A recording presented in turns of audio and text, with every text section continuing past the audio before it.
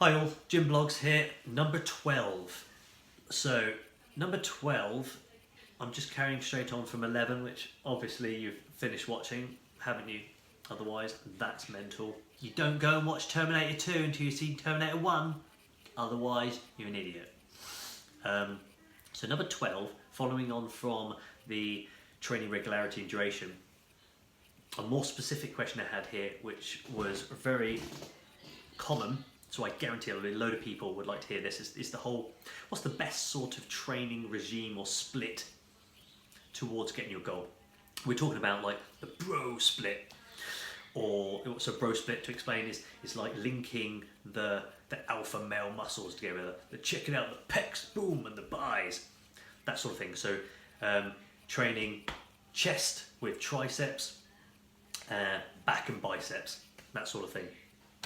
Chest, shoulders, tries. It's back to like the old Arnie days. Arnold Schwarzenegger, when he brought out his training guide, quite common was the linking movement patterns together: chest, shoulders, tries, legs, back, and buys. Training twice a week, so splitting the body into two. Over the week, training the whole body once, but cutting it down to two. Then it got further brought down into chest and tries, back and buys, legs and shoulders. Then it was split down furthermore into chest, tries, back and buys, legs on one day, shoulders on another day. Simply because they're very energy intensive. Training all of your legs in one day, that's hard. That's a hard session. And the same with shoulders. It's because of the different directions, because there are three muscle heads: anterior, medial, and posterior, or lateral and medial, front, middle, back, and the pain, the burn you get from training your shoulders correctly is horrific. A lot of people struggle to do their shoulders and do anything else. Certainly struggle to do the legs and do anything else. I personally split the legs down to two as well. The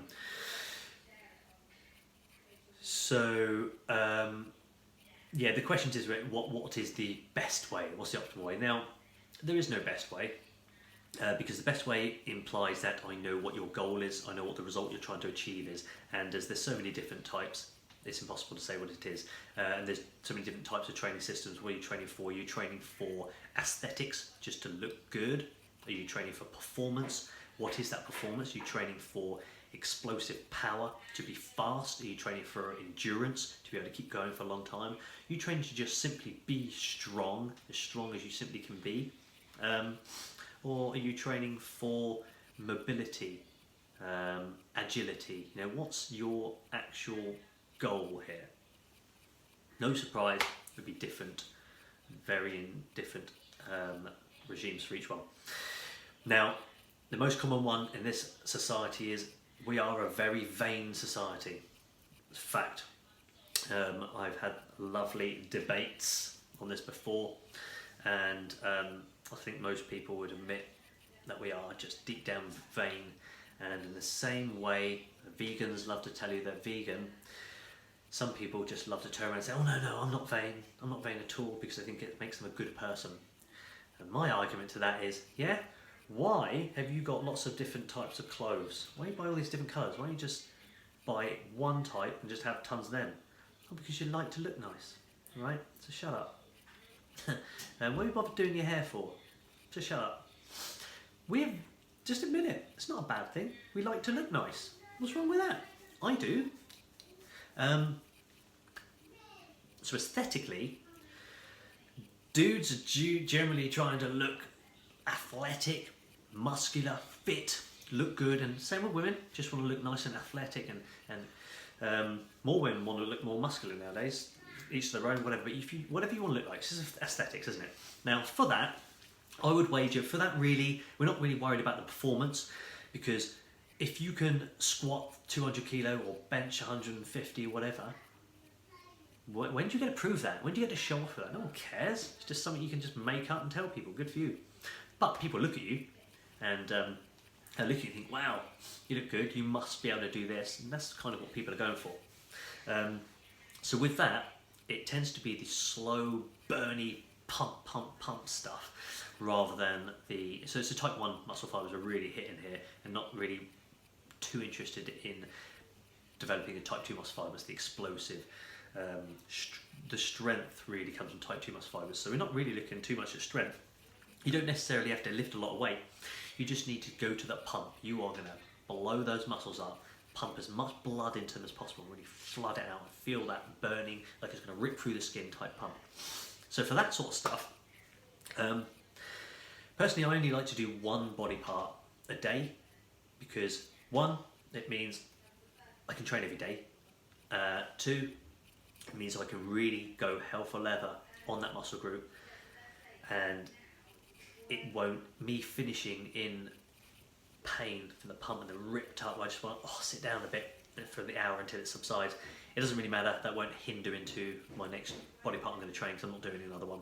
It's mainly because I need to train every day though. Or, let's be honest, I'm lying to myself, I'm lazy.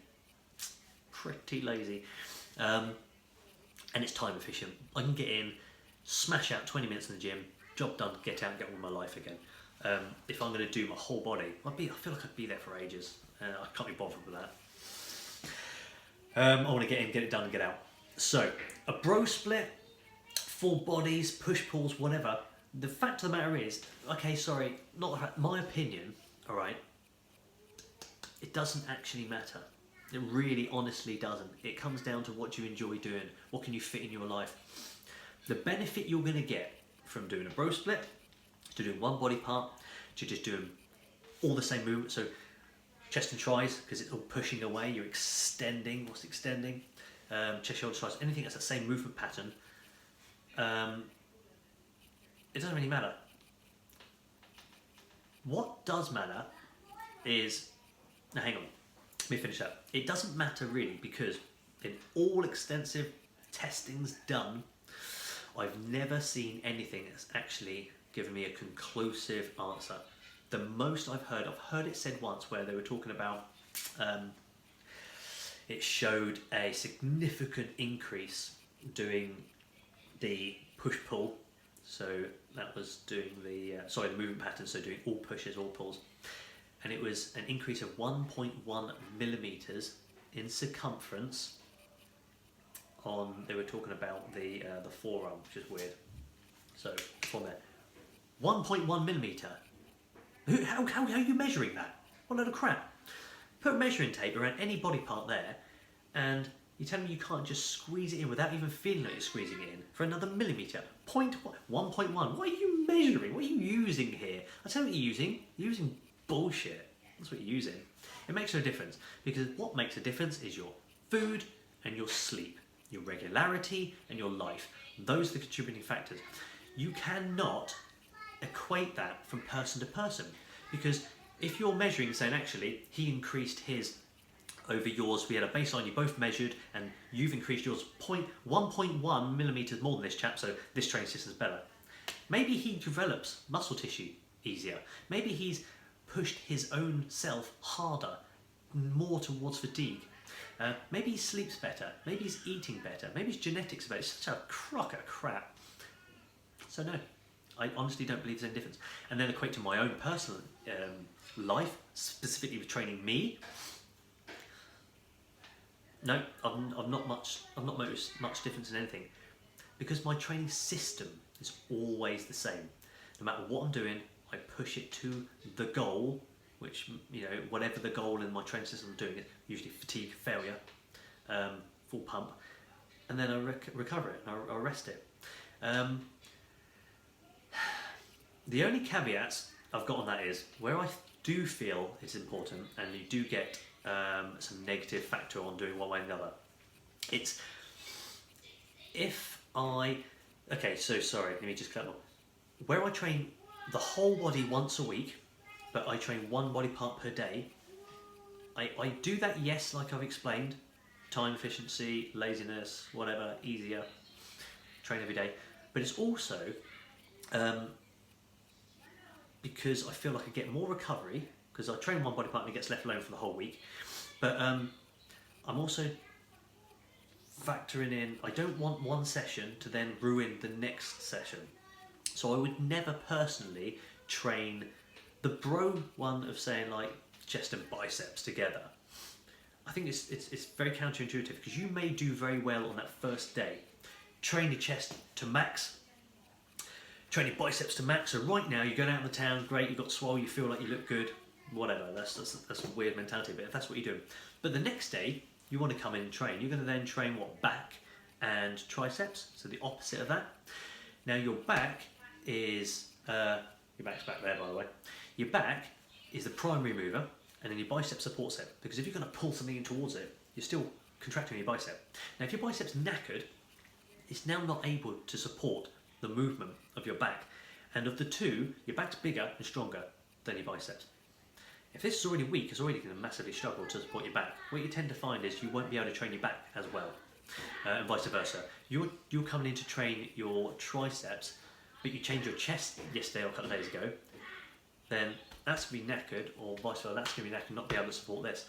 So you want to make sure that one session doesn't hinder the next one, so that you're getting the maximum out of every session. So if I was to do a split, I would do, for instance, well, what I'll do Monday, International Chest Day, isn't it? So I'll do chest on Monday, then I would do back, okay? In doing back, when I did chest, nothing involved the back, so it's fine, okay?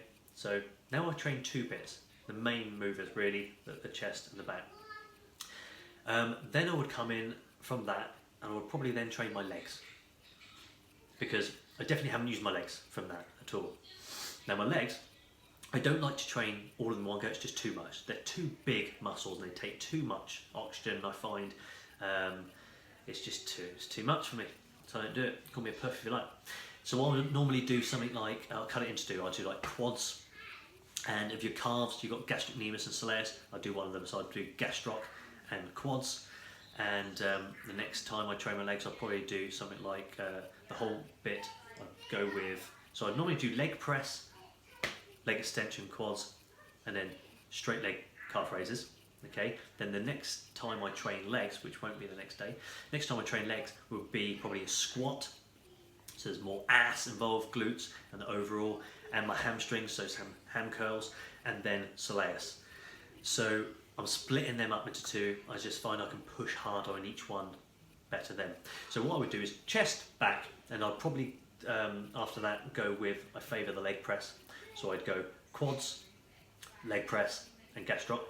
Then I'd probably being it from chest here, 1, 2, 3 days, my triceps are definitely fully repaired enough that they won't have an issue in case they were brought in from chest. So I'll then go for triceps.